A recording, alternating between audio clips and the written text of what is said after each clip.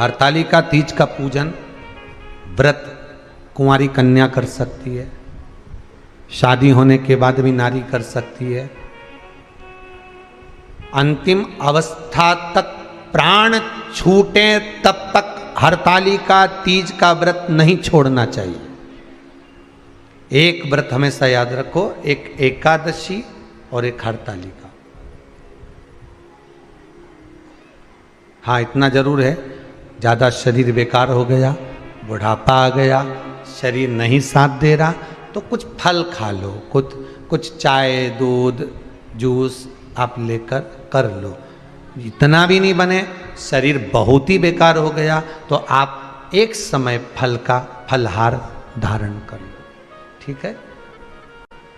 पर हरतालिका व्रत करने वाली माताएं भले उद्यापन कर दे, तो उस व्रत को थोड़ा हल्का कर लो। उद्यापन करा मतलब तुमने व्रत को हल्का कर लिया, थोड़ा हल्का कर सकते।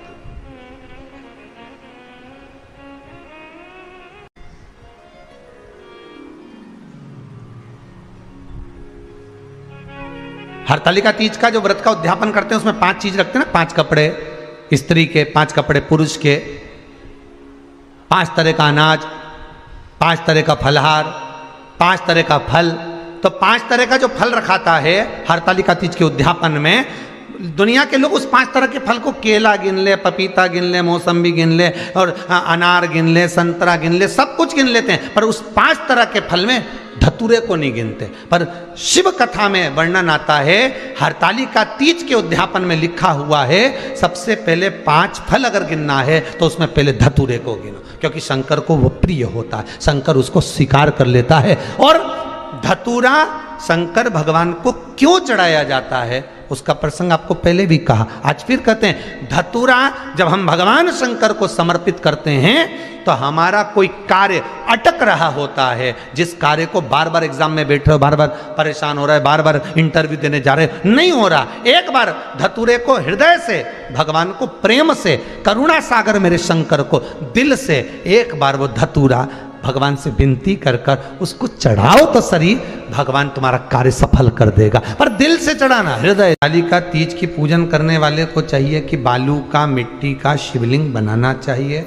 फुलेरा जो बनाया गया है ऊपर शंकर जी के ऊपर लटकाने के लिए, टांगने के लिए, उसके नीचे शिव पार्वती गणेश जी की सुंदर बालू की मूर्ति बना लेना चाहिए, पार्थिव लिंग का निर्माण कर लेना चाहिए। शिव की आराधना करना चाहिए।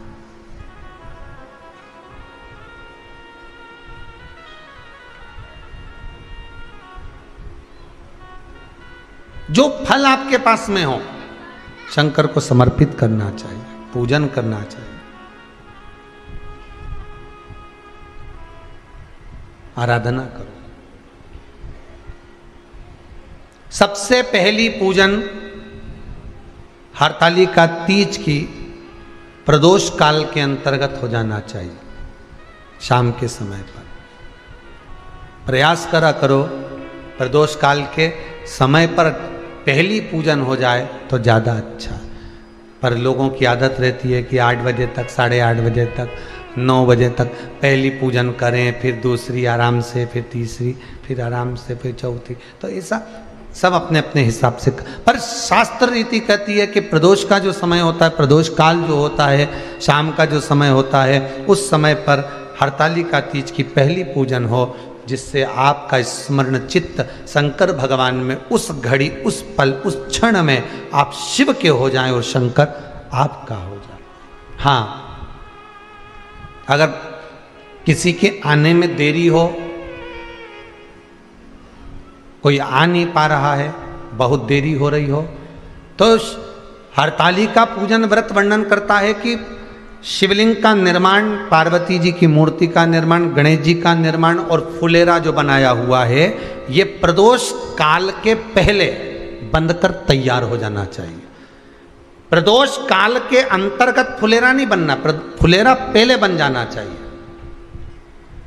और बहुत विशेष बात ध्यान रखिए हरतालिका तीज की, कि शंकर जी का जो अपने स्वरूप बनाया है, पाटे में, थाली में, चौकी पर, चौरंग पर जो स्वरूप बनाया है, वो पहले नहीं रखना है। पहले क्या बांधना है? फुलेरा। पहले फुलेरा बांधिए, उसके बाद उसके नीचे शंकर जी को रखिए। कई अब जो हरतालिका तीज का पूजन करते हैं तो उनके लिए हो गया। अब दूसरे के लिए भी सुन ले।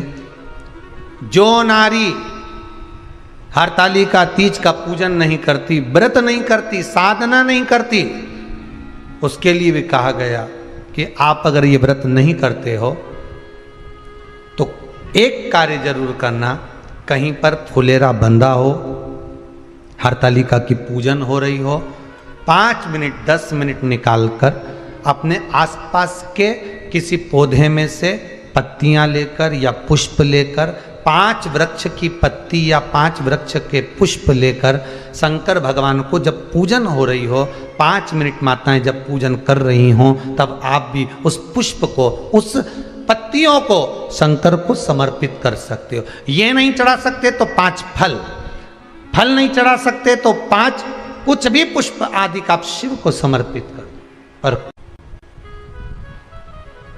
क्यों चढ़ाया जाता है, किस लिए चढ़ाना चाहिए? तो कहा कन्या स्त्री अगर मान लो हरतालिका का व्रत नहीं करती, पूजन नहीं करती, आराधना नहीं करती, तो वो कन्या, वो नारी, वो स्त्री, वो पुरुष कार्य तो बहुत करेगा, दुकान भी 4 चलाएगा, व्यापार भी बढ़ाएगा, पर संपदा को जोड़ नहीं पाएगा। 1 रुपये कमाएगा, 1.25 रुपये खर्च वाला काम चलेगा। हस्त नक्षत्र में जो तृतीया पड़ती है, हस्त नक्षत्र के अंतर्गत जो तृतीया का महत्व कहा गया है, वो संपदा को बढ़ाती है, मनोकामना को पूर्ण करती है। इस नक्षत्र के अंतर्गत जो तृतीया आती है वो मनोकामना को पूर्ण कर कर चली जाती है। इसलिए शिव की आराधना के लिए प्रथम मान्य हस्त नक्षत्र में किया गया दान, हस्त नक्षत्र के अंतर्गत तृतीया के दिन किया गया पुण्य, हस्त नक्षत्र में तृतीया के दिन किया गया श्रृंगार, हस्त नक्षत्र में तृतीया के दिन करा गया अपना सुंदर सिंदूरा, भगवान का आनंद, 5 तरह के वस्त्र, 5 तरह के स्त्री के वस्त्र, पुरुष के वस्त्र, 5 तरह का फल, 5 तरह का अनाज, ब्राह्मण को बुलाकर ब्राह्मणी के साथ आप या तो ब्राह्मण से उद्यापन करवाएं या फिर आप स्वयं भी करते हैं तो शिव को समर्पित करके ब्राह्मण और ब्राह्मणी को भोजन कराकर वो भाग प्रदान करें। यही हरतालिका तीज के उद्यापन का वर्णन आता है। सुंदर भाव से हरतालिका माता आप सभी की मनोकामना पूर्ण करे। हर हर महादेव। दोस्तों, मेरे चैनल को लाइक और सब्सक्राइब जरूर कर दीजिए ताकि मैं आपको प्रदीप मिश्रा जी के और उपाय बता सकूं।